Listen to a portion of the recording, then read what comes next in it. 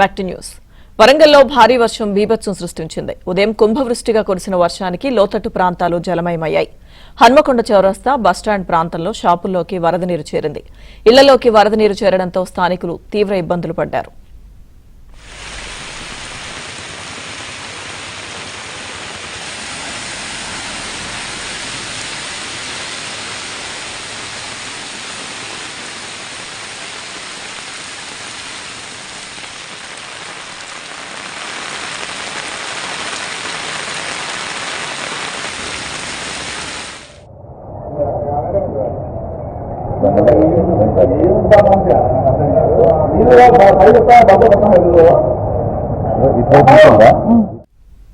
భారీ వర్షానికి Warangal railway under bridge కింద వరద నీరు నిలిచిపోయింది. వరద నీటిలో ఓ ఆర్టీసీ బస్సు చిక్కుకుపోయింది.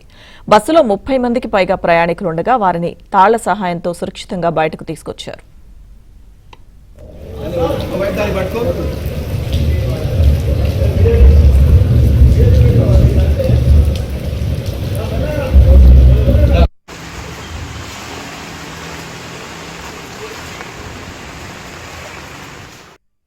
వరంగల్లో భారీ వర్షానికి సంబంధించిన పూర్తి సమాచారం మా ప్రతినిధి నవీన్ అందిస్తారు. నవీన్. లక్ష్మీదుర్గ వరంగల్ నగరంలో గంట పాటు కురిసినటువంటి కుంభ వృష్టికి లోతట్టు ప్రాంతాలన్నీ జలమయమయ్యాయి. ప్రధాన రహదారులతో పాటు కొన్ని కాలనీల్లోకి కూడా భారీగా వరద నీరు చేరింది. ప్రధానంగా వరంగల్ చౌరస్తా, హన్మకొండ చౌరస్తా, ఇటు కాజిపేట వైపు వెళ్లేటువంటి రహదారులన్నీ నీట మునిగాయి. హన్మకొండ బస్టాండ్ ప్రాంతంలో భారీ వరద చేరడంతో ఆ బస్టాండ్ ప్రాంతం అంతా కొంత లోతట్టుగా ఉంటుంది.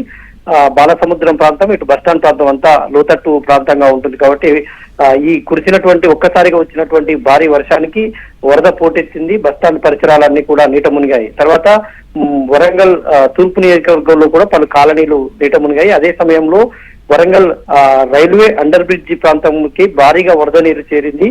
దీంతో అటువైపు వెళ్లేటువంటి ఆర్టీసీ బస్సు వరద నీటిలో చిక్కుకోవడంతో దాదాపుగా అందులో ఉన్నటువంటి 30 మంది ప్రయాణికులు ఆహాకారాలు చేశారు.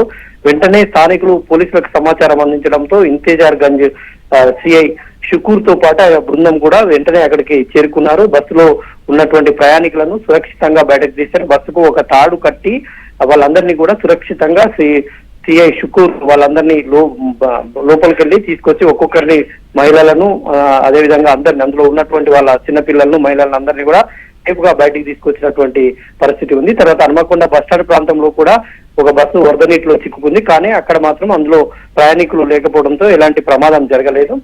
ఇటు హన్మకొండ ప్రాంతంలోని గోపాల్పూర్ ఏరియా అయితేనేమి, తిరుమల బార్ ప్రాంతం, అటు తులసి బార్ వైపు కూడా భారీగా వరద నీరు చేరింది. దీంతో ఆ ప్రాంతం అంతా కూడా వరదమయంగా మారింది. ఒక గంట పాటు కురిసినటువంటి ఇంత ఒక భారీ వర్షానికే వరంగల్ నగరం అంతా ఈ విధంగా వరదలు ముంచెత్తాయి. ఇప్పుడైతే ప్రస్తుతానికైతే వరదలు తగ్గుముఖం పట్టాయి. ఒక గంట పాటు కురిసినటువంటి భారీ వర్షంతో ఒక్కసారిగా వచ్చాయి.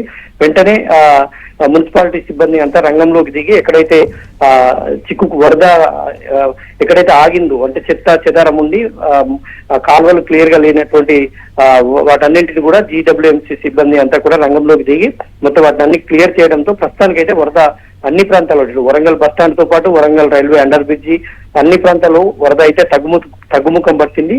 కానీ కొన్ని ఇళ్లలోకి కాలనీల్లోకి ఇటు 33వ డివిజన్, 32వ డివిజన్, 39వ డివిజన్ లోని ఒక్కసారిగా వచ్చిన అంటర్ రోడ్డు సమీపంలో ఉండేటువంటి కాలనీలు ఇవన్నీ కూడా అవన్నింటికి భద్రకాళికి వెళ్ళేటువంటి ఒక పెద్ద కాలువ ఉంటుంది. భద్రకాళి చెరువుకు ఉరుసుగుట్ట చెరువు నుంచి భద్రకాళి చెరువుకు వెళ్ళేటువంటి కాలువ ఉంటుంది. ఆ కాలువ దాటికి ఒక్కసారిగా పొంగడంతో సమీప కాలనీలన్నీ కూడా నీట మునిగాయి. ప్రస్తుతానికైతే నీళ్ళన్నింటినీ స్థానికులు ఎత్తిపోసుకుంటున్నారు. ప్రస్తుతానికైతే వర్షం అయితే తగ్గింది. వరద కూడా తగ్గుముఖం పట్టినటువంటి పరిస్థితి కనిపిస్తోంది. లక్ష్మీ. Okay, thank you.